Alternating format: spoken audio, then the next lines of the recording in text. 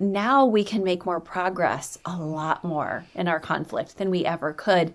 And that's what made us really fall in love with the Enneagram, was we were like, okay, not only do I see your core wounds, but I see your style, and that style of living is costing us when I won't understand it, lean into it a little bit, just hear it. And it's so different versus I used to feel so judged when my husband would approach me with the five senses view as a type 1. And now I feel like, oh, I understand why he does this. He's got a harsh inner critic and he's very sensitive to his environment. And so it rolls off differently when you know your spouse doesn't mean it maliciously.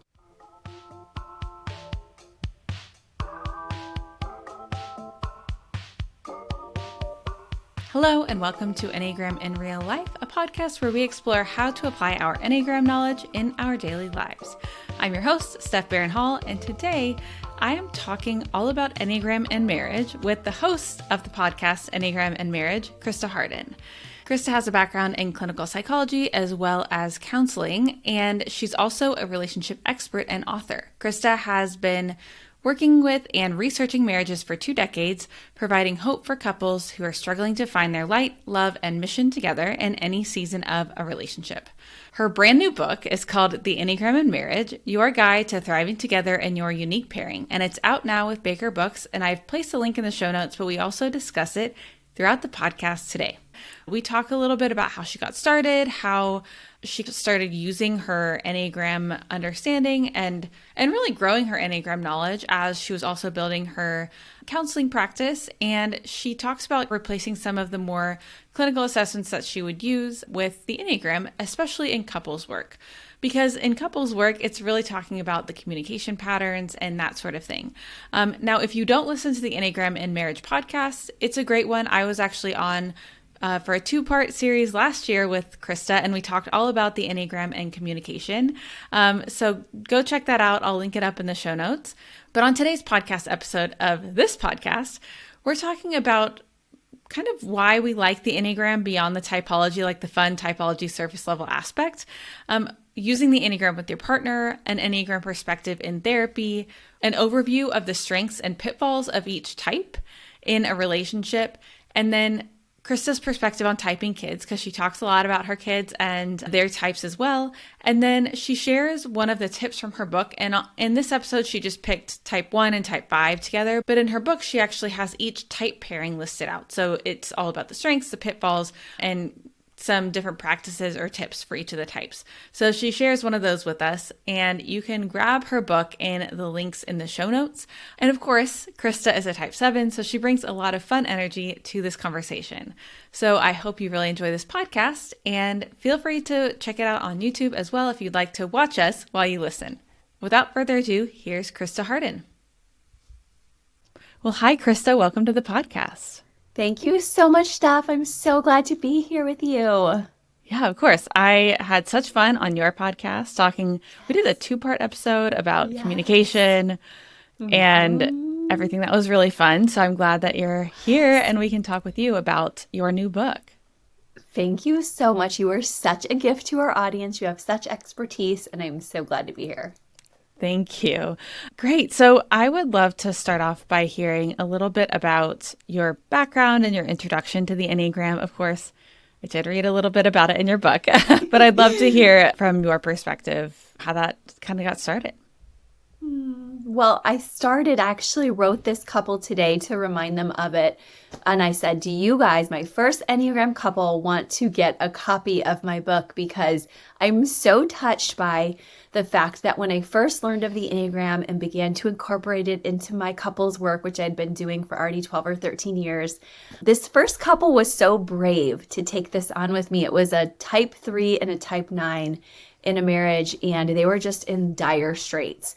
And so I had a lot of tools, but I needed something cohesive that would dig deeper a little quicker. They were in a very desperate place.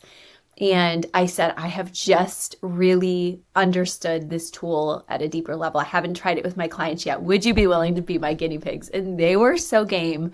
And they got so healthy, they're still together today, about 7 or 8 years later. And it is just a joy that we got to dig deep. As you and your audience know, this tool helps us to dive so much deeper, so much faster. So that was what we needed. And of course, we're still diving deep with it because it has lots of layers. Yeah, of course, it does. So then how were you able to find your type? Well, with my own type, I took Michael Hyatt's test. Of course, many of your listeners probably know he's an executive coach out there. And when Ian Cron's book first came out, Michael Hyatt was somebody I followed, and he had Ian's test. And so I heard I was a 7 right away from the test. And then I abandoned it because I was already doing psychological assessments, and this just didn't appear to be a deep test. I was like, oh, okay, cool, enthusiast, joyful, something to that effect. And then my friend who's a type 4 therapist said, Christa, I really recommend for your couples work that you take a deeper dive. And of course, her being a type 4, she knows I'm going to push forward, futuristic. She sees me as very intellectual, but she's a really deep, rich therapist, somebody that I'm like, oh my gosh, like everyone should have you as their therapist. And so when she said that, I was like, all right, I'm paying attention. So I haven't looked away since, because the 7, of course, as do all the 9 types, goes so deep. So then I was able to see, oh my gosh, like the joy, but also the pain and the avoidance of pain. So it was just like, it stuck with me, and I shared it with my husband at that point too. So it's interesting that you say that, because I have found such depth in the whole entire tool and the entire experience throughout the years. Whereas at first it's like a little bit surface level, right? I took an assessment too, and I was like, oh, the achiever, cool. Got it. That's funny. Yes. Right. And it's just been a whole process unfolding what that actually looks like, what that actually means, and the depth of it. Yes. I love that you had a similar experience where at first you didn't know what. So what drew you closer to it? Really, I think that initially when I looked at it, I was like, cool, I'm the achiever. Amazing. Look at me go. And then pretty soon I started reading more, and I was like, oh my gosh, people can see me. And there are people who aren't fooled by this mask. Oh. And that was such an eye-opener for me. And I think that I have just always had really this penchant for being like, what is wrong with me, right? Which can sound a bit 4-ish or even a bit 1-ish at times, because I do have a really strong inner critic as well. But through that process, it just caused me to look deeper and to be like, I just want to figure this out and just unpuzzle everything. So that's what drove that process. That's really cool that you were like, I had to look, and I had to do that too, where you're like, ooh, the underbelly. But then, like you said, like people can see it anyway, so we might as well dig. Yeah. And I think that's such an important part of the process too, beyond just the quick assessment. Yes, me too. I'm so glad you named that, because I think there's a lot of people out there who still look at it on a surface level and just see what we did and then walk away. Mm-hmm. What made you want to go deeper with the Enneagram with your own work? Well, my husband and I were really just making it in our marriage, and we weren't thriving. Now, compared to a lot of other couples, I guess for always, people have always seen us as thriving. We're always that couple in the center of our community. And even through those years where we didn't feel we were thriving, we always maintained that stance of, especially with my husband being a 1, we should be the golden couple, or me rising up in my joy as a 7. I'm just happy. But together, when it was just the 2 of us trying to really work on our stuff and our conflict, we were really butting heads. And so we would still have date nights and fun times, like when we weren't having conflict. Oh my gosh, we just get along so well still to this day. But now we can make more progress, a lot more in our conflict than we ever could. And that's what made us really fall in love with the Enneagram, was we were like, okay, not only do I see your core wounds, but I see your style, and that style of living is costing us when I won't understand it, lean into it a little bit, just hear it. And it's so different versus I used to feel so judged when my husband would approach me with the 5 senses view as a type 1. And now I feel like, oh, I understand why he does this. He's got a harsh inner critic, and he's very sensitive to his environment. And So it rolls off differently when you know your spouse doesn't mean it maliciously. Can you share more about what you mean about the five senses view? Yes. So I feel like as ones, eights, and nines as body types, they really end up with their gut instinct just engaging a lot with the world around them and the very tactile world around them, or the smells and everything that's part of the five senses. And so when we're paired with somebody like that, they're very sensitive to everything and everyone in the environment too, to say what's happening with you affects me, whether you're chewing, moving quickly around me. In my case, as a 7, messy. And so all of that has affected my husband over the years. And I always was like, you are so judgy. Like, you need to chill. And he was always like, this is the way I'm wired. But we just didn't have words for it. And he also, by the way, didn't just say, this is the way I'm wired. That was on a good day. On a bad day, he would, like, you heard me being self-righteous to him. He would be like, you're wrong. You're bad if you're not just like me. And so we really began to shame one another for our styles of engagement versus just inviting, being curious. And I feel that the Enneagram gave us that, like, availability to say, this isn't about you in a bad way. This is just about me and the way I work, if that makes sense. Yeah. What was your experience then as a 7 of having to engage with that sense of pain or discomfort of having those conversations? It's still hard to this day, but I'm working on it. Like today, we even had an engagement where I was headed off to Pure Barre in the morning, and my husband, I ran to get my phone, not even 3 feet from him. And he goes, do you by any chance have a rose perfume or something? And I was like, my Tom's deodorant is rose. And I was like, but I realized where he was going with it, because I know if he says that, it's not going to be good. So I was like, you know what? I actually just smelled it, and I was like, I don't like it at all. And the girls just bought us each a new deodorant, and I'm just going to tell you, I like that one better. I'm going to toss this one. And he goes, please. I love that you're on the same page. So it was so funny because I didn't care at all. And I was like, this is so different than even the way he would have said it to me 7, 8 years ago. He probably would have been like, oh, what is that terrible smell? Why would you ever wear that? And instead we're tracking for each other where he's trying to be like sweeter. And so it didn't hit my pain the same as it would have all those years ago. Yeah. But when it does, I think I have to take a deep breath still to this day and white knuckle it a bit, because I'll be like, oh, like we're not always perfect with our Enneagram work. So we still have to pause, pray, take some time sometimes with God, if you're a spiritual person, to just be like, okay, my spouse is in a tough moment right now. Yeah. Yeah. And it's always helpful to have that empathy. And also I think to have some emotional boundaries is really helpful, to be like, okay, they are having a tough moment and it's not about me. That's probably one of the harder things that I've had to continually learn. Not to say I've learned it. Yes, but it's so good that you're learning it. And having friends who get it, and community and Enneagram community, that makes our ones, or whatever type they are, and us to not feel ashamed. Like my teens really razz my husband about his stuff now.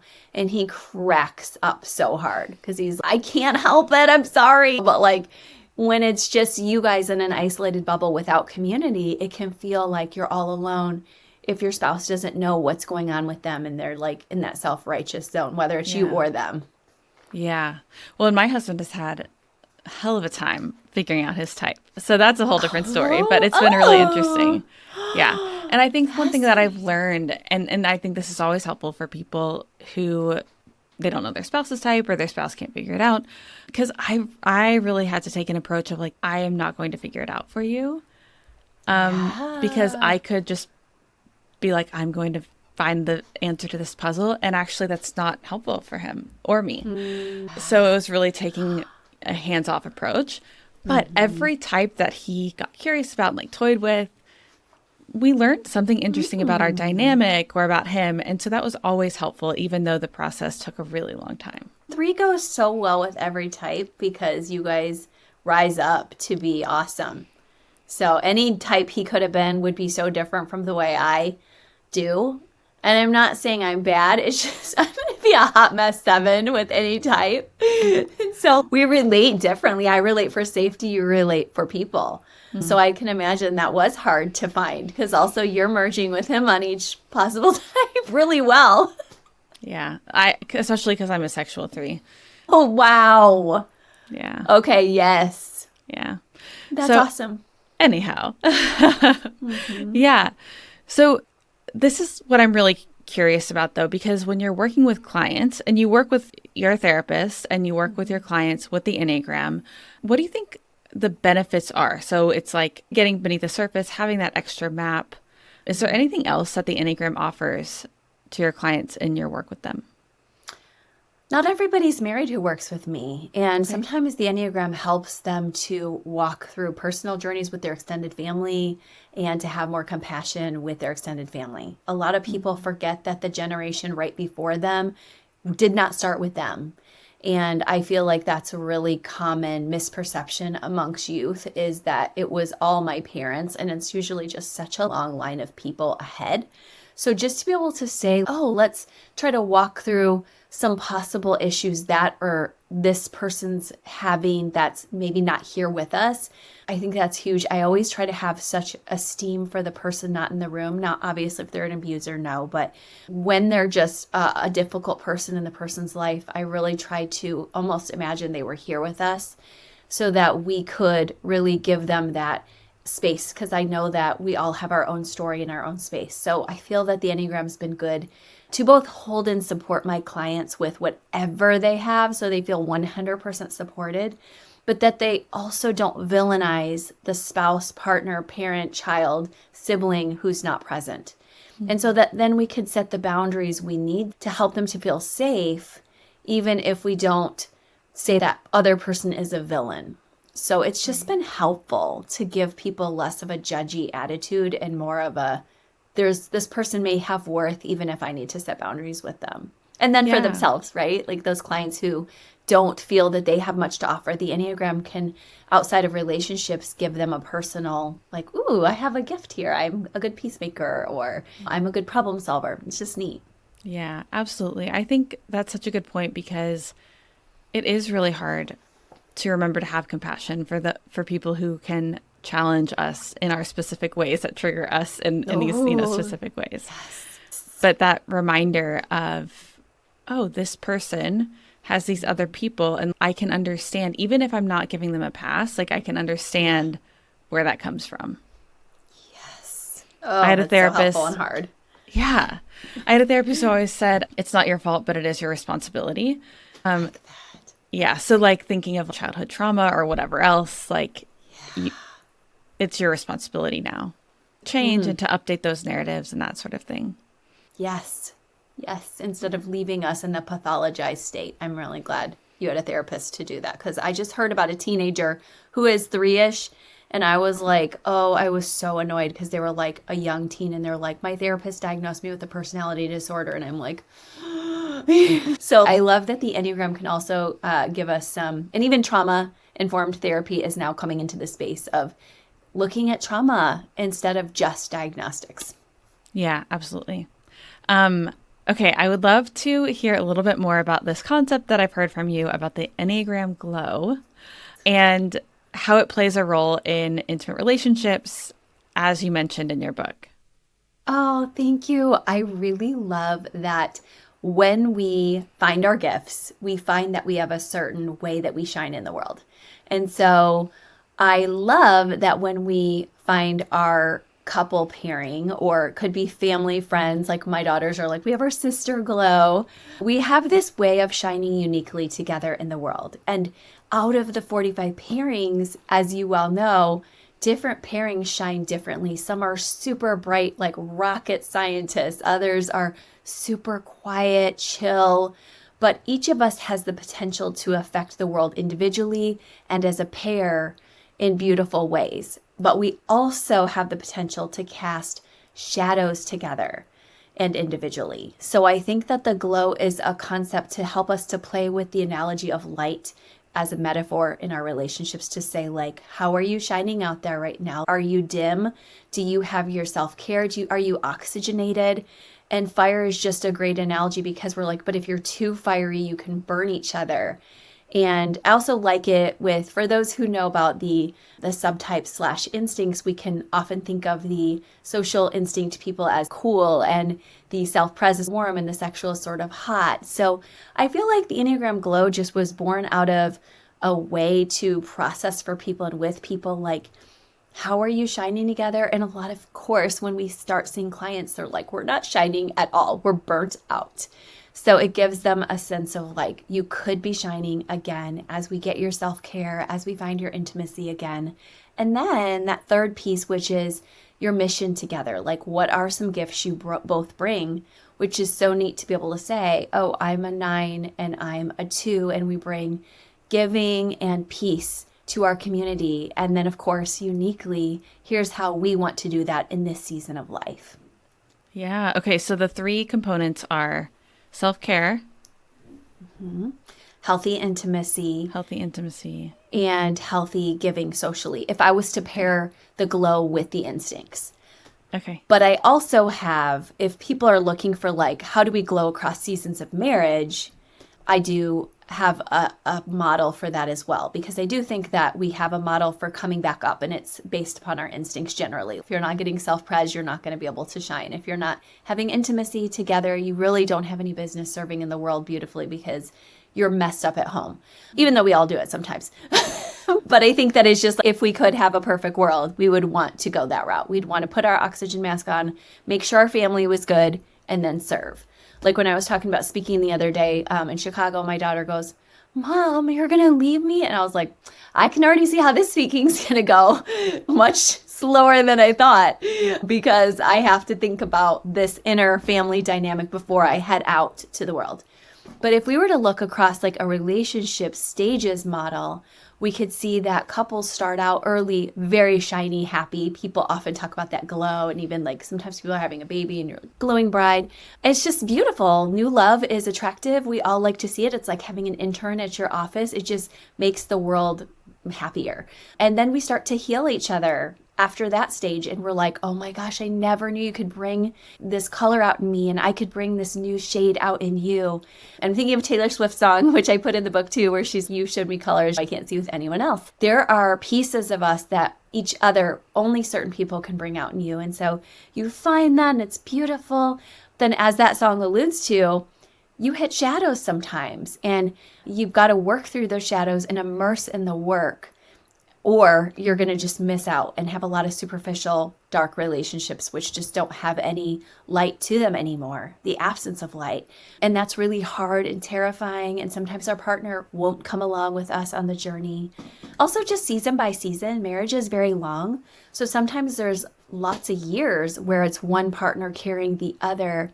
And my own parents' marriage had that, where I would watch one carry each other for literally 10 years. And then the next one carry them for 10 years. And I was like, wow. So these dynamics of watching my couples, my own marriage, my parents, helped me to see that we can rise up and hit our like 2.0 and our afterglow, because we can walk through and find the best ways to set boundaries, to heal, to emotionally connect. And that's a beautiful thing to see. And then that last step, I would say, we come back to that. Okay, how do we shine now together to encourage other couples?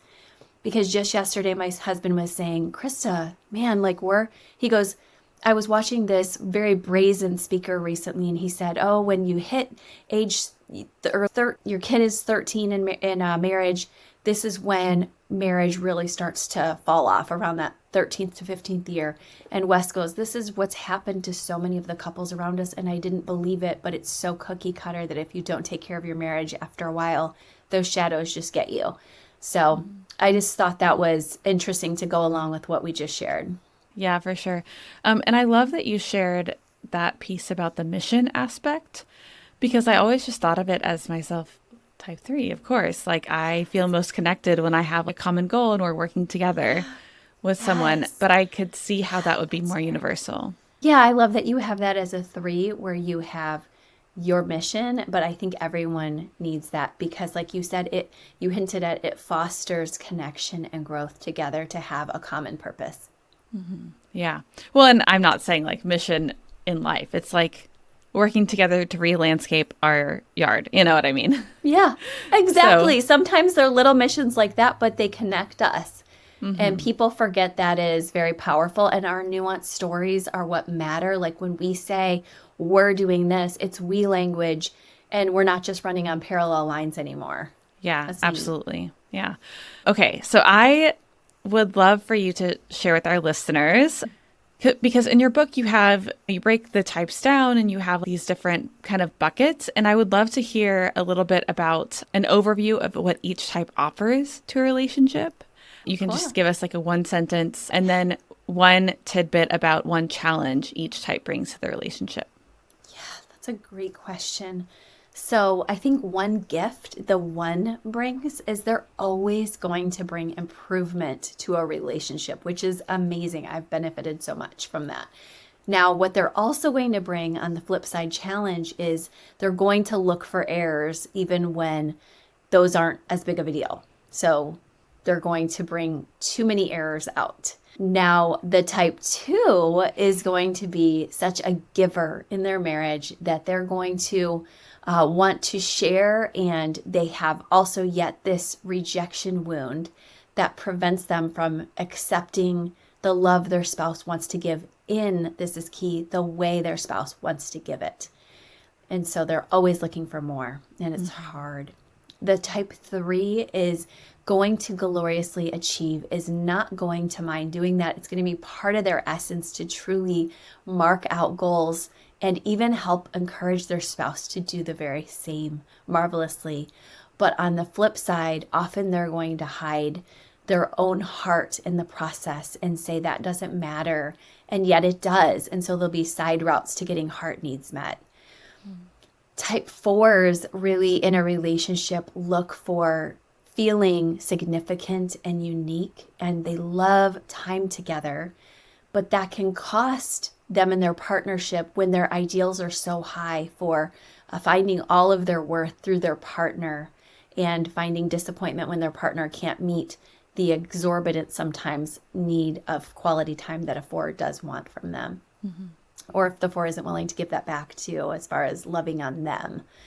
Now, the 5 really brings a lot of perspective and objectivity to a relationship. So people find those 5 partnerships so delightful to be able to say, oh, they let me tell them things, they let me talk it out, and then they give me this neutral observer, peace, and safety.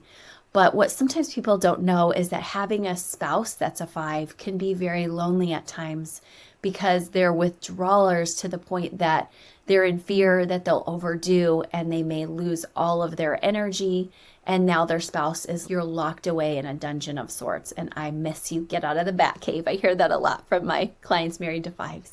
Now, a 6 brings so much loyalty, the straightforward planning, the adaptability, the pragmatism of just everyday good standard living. And I think that's a gift that so many would want, and they make wonderful spouses in that way. And then yet, if the plans aren't according to what they had hoped, they can become very rigid or try to control, because they're like, I need to control for these other variables, but it's not always on their shoulders to do that. And sometimes they need to take that deep breath, that pause, that surrender to, and let the plans unfold as they will. As a 7, I would say that what we bring to a marriage or relationship in terms of strength is a lot of encouragement for our partner, a lot of belief in who they are. Similar to the 3, we really cheerlead well for who we know our spouse or partner could be, and we see them through the glass half full. And I'm always able to do that. Even if there's another part of me that can see my husband for who he actually is, I just can be like, you are amazing, and truly believe that too. And yet what we can miss is those moments of emotionality that are necessary to do the deeper work of, what about when you need to say something uncomfortable to your spouse and they aren't ready to hear it, or they're going to be angry, and learning to sit with those feelings is very hard for a 7. Now, with an 8, these are protectors and these are defenders for their spouse and family. And it can feel so good to know somebody like that is your secure base and they're just not going to let anything happen to you. But on the flip side, sometimes it does happen by their own hand that they're the ones who mistreat you or try to even control you. And it can feel really sad for the person connected with the 8 because it feels like the 8 is leading, but also taking a lot. 8s have a lot of energy. So there's a lot of sadness for the partner who doesn't rise up to the 8 to offer a challenge back. But the 9 is a peaceful spouse who is going to be very thoughtful. And that is just such a beautiful gift to bring because they really care about the other. And that's a rarity in the world these days. But it's also hard because sometimes they forget themselves in the process. And then they get sad and mad because they've forgotten themselves. And then they sometimes just let that stay inside and it goes undigested and they might not want to do any movement. And there's a lot of stagnation, false promises in a marriage. So as we can see, every type has this beautiful gift, but also a shadow that they bring. Yeah, of course. Yeah, for sure. I think for type 3, I was like, I feel like my biggest thing is just being so impatient. Yeah, I get that with your future. Yeah. I want this done yesterday. Yeah, I bet. Yeah. Thankfully, you have a partner who probably moves with you to some degree pretty quickly, but that's a really good challenge that you're bringing to yourself is you're like, pause, have some patience. Yeah. Thanks so much for that synopsis because I think that it's just so useful to think about these things in terms of relationships, of how we can actually look at ourselves. And I think that the Enneagram is often accused of being negative, but of course, as a 7, you bring out the positivity of it. And sometimes we do need to remember our strengths. Yeah, I can get negative with it. And I like that there's the 7 part of me that can be positive with it too. And the 3 part of you, because we need that so badly with the way it can be all negative. But I also love what you said because we don't do life in a vacuum. And when we come upon our type and our instincts, we start making shifts, it affects the people we're living with a lot. Like I said, as I was like, I'm going to go on the speaking tour. My daughter's, hello, I'm a 4. What are you doing? And I'm like, oh. Yeah. And so we have to look at all the angles, all the prisms of the family glow. Yeah, that's such a good point. Like how you all work together. And your kids are teenagers now, so they're into their types and everything. Yes, and my son is 11. We don't know his for sure, but we think he's a 6. Okay, cool. Yeah, I love that. I'm curious how you confronted that because this is something I'm asked all the time. How did you approach typing with your kids? I was learning about types, and because I homeschool, they were often right near me. And so they were kids who were, especially my 2 daughters who are a lot older, they really wanted to learn about it, especially my type 9 daughter, just because she was interested in some business aspects and she just liked hearing about it. But when my other daughter was struggling emotionally, she ended up taking an Enneagram test.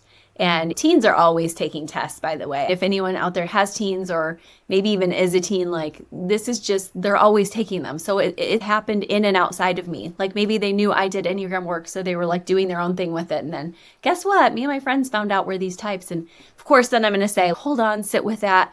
But eventually we knew my daughter was a 9. And it was just absolutely awesome because she was only about 11 or 12 at the time, but she was having so many spaces of being left out and forgotten and her voice not being heard that the empowerment she got to let her life unfold more in her power has been a gift we could never give back. So even though people are like, be cautious, if that child is super mature and responsible and finding it on their own, I think we need to empower their growth, even if we're like, hold it lightly. And then my type 4 daughter, she was having some emotional struggles in the time of COVID. And she said that finding her Enneagram type was part of coming out of that because she realized I don't have to be like everyone else as a teenager. And that was extremely helpful for her to hear because she was like, I feel very unique and different. And then she realized maybe that's not a bad thing. I'm an Enneagram 4, and this is something that's part of my gifting. And so that really helped her to accept herself just the way she was versus she said she was doing total groupthink at her old co-op. And then she was like, it was such a gift that I got Enneagram and I got to pull away from that group because now she still likes to join groups. She's still a heart type. She likes to identify with others.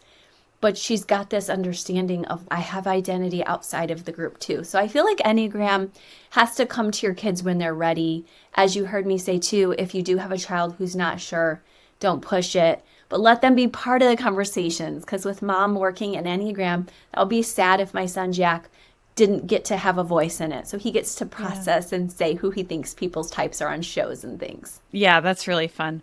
Yeah, I think like one of my concerns with it, and I'm really curious to hear your perspective on this, is that I sometimes see people, young people, like maybe they're college age or like early 20s, and they're like, there's so much pressure to be a quote unquote like healthy version of the type. And from my perspective, I'm like, you know what? You don't have to be healthy. You don't have to be all sorted and healed. And I remember that pressure when I was that age, and I get concerned at times that these kids are like, well, I'm a healthy blah, blah, blah, so I don't do that. And it's okay. And it's also okay if you do. And it's okay if you're not. Right. Which is so beautiful. Yeah. Yes. You're already loved, even if you're not fully amazing. Like you have your bad days and you have your shadows. And what if you just do? I love that. That's refreshing to hear from me because I'm an idealist. I really enjoy the harmony groups of the Enneagram, a different triad. But boy, us idealists put way too much pressure on our people to be perfect and to be the healthy of everything. So that's a good reminder for me when you say that stuff, just letting people just be as they are. That's a hard one for me. It's something we talk about a lot in my home where I'll be like, oh my gosh, just I have to let you sit with your emotions and just be. And then I'll be like, oh, okay, can you like lament that and then get over that? And my daughter who's a 4 is just, I'm still there. And I'm like, oh my gosh, this is so hard. So I'm just still learning that process. But of course, I think we all agree, like we would not want to put those demands on poor kids who are still developing. So much pressure. And you're both idealists, you and your husband. Exactly. And my husband and her, our oldest. Oh, yeah. So we're all just like, you should be perfect parents. You should be a perfect husband. You should be a perfect wife. So we do feel like we work hard for our best. But like when we fall and we crash, it's really nice to know you're loved for who you are. And I do feel that hopefully every listener can do that with us. That's been a very safe thing to just be like, at the end of the day, I'm just grateful that I'm loved by you guys because I know I'm certainly nowhere near perfect. And they're saying the same to me. And there's a lot of comfort in that. We can do that. Even if I'm an idealist, we do always say that you are so loved no matter what to all of each other. Even we don't think our other two are idealists, but we tell them the same. You're just immeasurably loved. Yeah, I love that. Yeah. Yeah, I think that it is a really hard thing.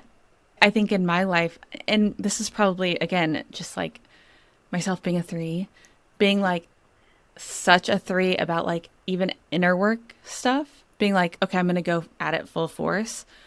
And to the point where, well, we don't need to get into all of that, but like to the point where it's like not all that helpful.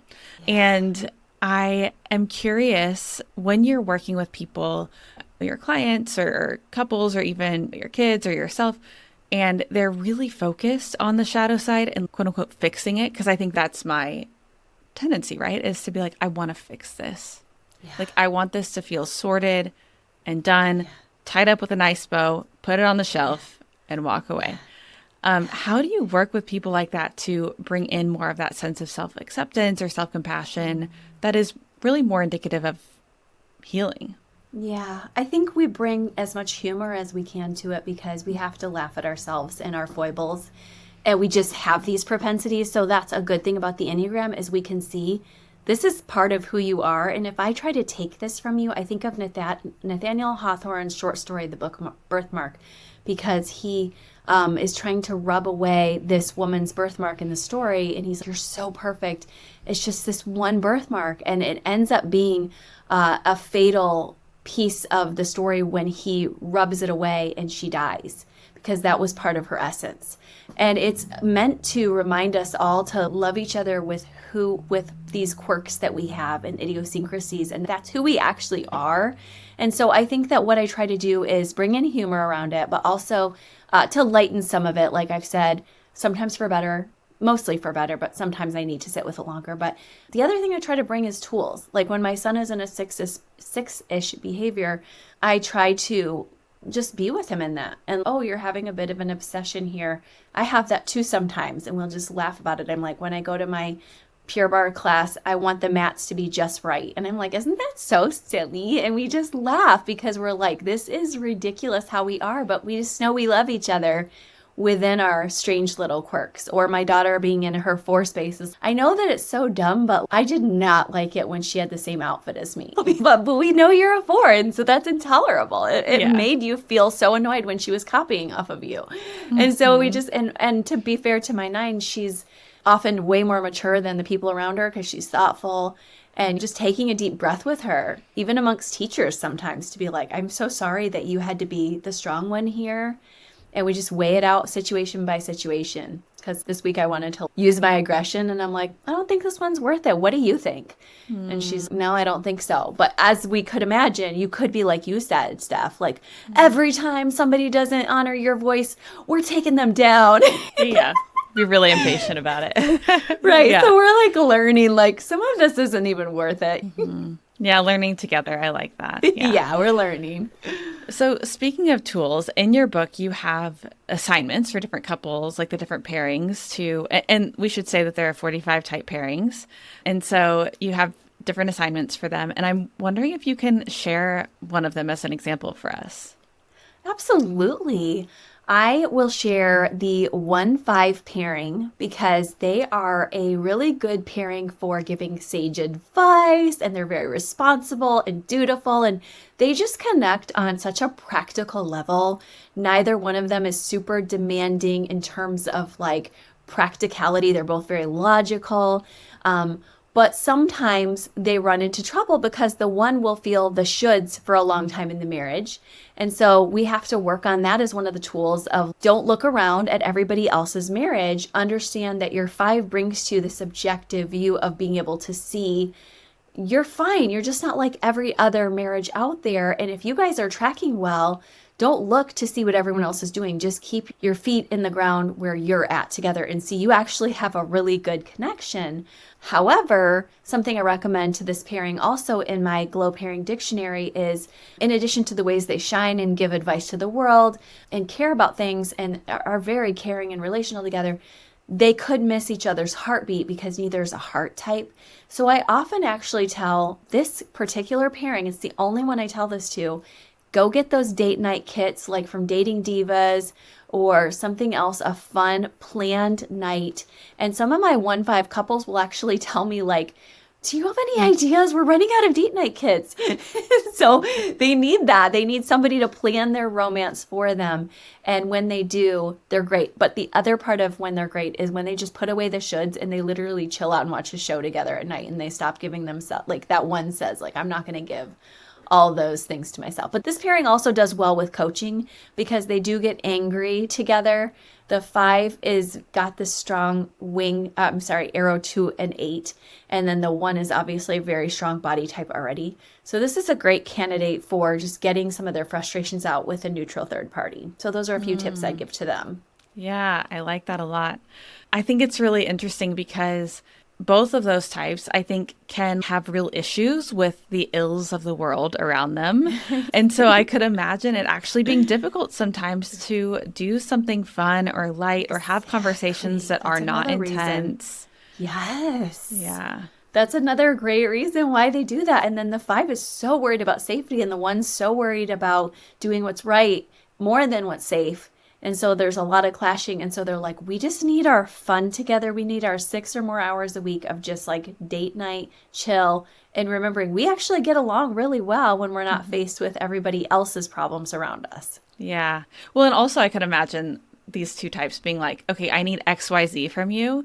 And the other one being like, great, thank you for the instruction manual, and I will do Yeah, this. exactly. It is like that sometimes, except when they're hitting like burnout, where the five's like, Yeah. I'm burnout, and the one's like, I'm burnout. So sometimes they have to do, even as hard as it is for a five, some trauma work where they have to look deeper at why they're so like trapped inside and won't step out and risk a little. And then the one has to look at, why am I so angry? And maybe also OCD. And so sometimes I have to field them out to trauma work as well, because they might even have something deeper. Yeah, that makes sense. Okay, thank you for sharing that. I think that's going to be really helpful. And I know that you have 45 of those in your book. So what else do we need to know about you, about your book? I think that one of my favorite pieces about the book, and it goes with me, is that my past books I've written just for me and my clients on a very small sort of self-pres, only the sexual self-pres level. And this book, as you could hear, I really try to stretch myself to be in that social, like, how can we give to the world as a couple too, and the couples reading it. And I feel like that's because of the growth that the journey I've been on to doing that work, and my husband helping me through that over the years. But what you can also really expect because of that expansive journey I've been on is more heart than you would expect or see in my first books, which were very family systems based, just straight up couples manuals. I share personal stories of growth and vulnerability too. And I think sometimes when we're looking for help or correction, we need to know that we're not alone. So I've been trying to be more vulnerable and also share from a healthily vulnerable space where I'm not like asking you guys who are reading to fix my problems, but I'm sharing like, these are the ones I work on and am working on, have worked on. And then I even give you some conflict tools, because I think when any of us opens up like a marriage book, we're hoping to get some tools for conflict. The Enneagram conflict triad is very practical for couples, and it's easily explained in the book. And then we also even have a forgiveness chapter, because I know, and I know you know this too, that like sometimes you do all the work, you've got your Enneagram types, you have some compassion, you've got your conflict tools, and there's just this still, at least for me sometimes, this underbelly of, if it's not fully healed, I can still feel it. And so I give couples some tips and a whole chapter on looking at your vices, looking at ways to forgive each other on a deeper level. Of course, we know it's going to be unique couple by couple, but there are some ways and some steps you can do together to walk through an attachment injury together. So I offer those as well. Yeah, I love that. So practical, so useful. Thank you. Yeah. Thank you. And I have a couple verses in there for people who are like, I also need God in my life, because I do, but I really tried to make it a book that wasn't focused on that. But I just know that with Enneagram work, sometimes it's helpful to say, what do we do when we're both at a loss? And I'm like, there's where God comes in. Yeah, that makes sense. Yeah, I appreciate that you called that out too, because I think sometimes, well, I know that your publisher is a Christian publisher. Yeah. And so, but I also know that not all of the books are expressly from that perspective. So it's nice to have a little bit of a balance there. Yeah. Yes. Oh, thank you. Yes. I'm like, I don't want to inundate. And I asked my publisher that first. I'm like, I don't even know if I'm going to bring faith into this book, but like where it needs to be brought in, I feel like I'm going to want to bring it in. And they were like, flexibility. So I loved that. Great. Yeah, that's awesome. Okay. Where can people find you? Oh, thank you. This has been great. You can find me at enneagraminmarriage.com, or you can type in the Enneagram in Marriage, Christa Hardin, and you'll find the book on Amazon, Baker Bookhouse, Audible, wherever you listen, Kindle, all that stuff. Amazing. Okay, I will link all of those things in the show notes. And I have 2 final questions that I ask everyone. Awesome. So the first one is, tell me about a book that has helped, refreshed, or shaped you in the last year. I love this question, and I have to give a shout out to my favorite author, J.R. Tolkien. I love Lord of the Rings. I'm so obsessed. And the reason his book helps me is because the main character's on an epic quest journey and sometimes feels like they're on their own. And then the support for the journey, the fellowship comes along, and it's just a comfort to know, like I've said a few times, like we're just not alone and we're not better on our own. And that's something I have to sometimes tell myself almost every day is you need other people. And it's like a really good book that helps me to see that, and it helps me to be really stronger on my quest when I want to quit as a 7. So anyone who's ever in that space of I want to quit or life is too hard, I recommend Lord of the Rings trilogy. Yeah, I love that. You're the first person who has said Lord of the Rings in response to that question. I'm so glad. Okay, last question. What is a piece of advice that has really stuck with you?